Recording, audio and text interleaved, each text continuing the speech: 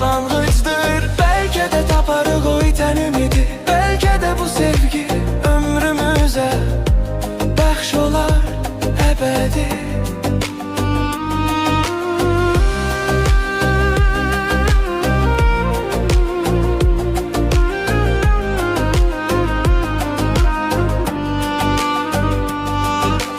Her bir insan gizlədir ürəyinin dərinliyində bir arzusu, bir ümidi o sonsuzluğun içinde.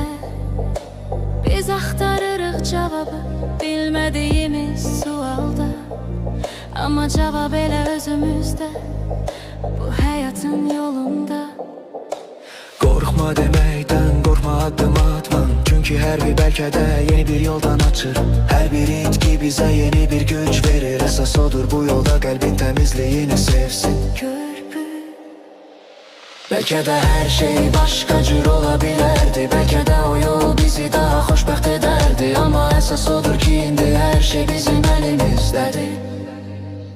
Belki de sabah güneş daha parlak doğar. Belki de kapını döyer o temiz arzular. Belki de bugünden çek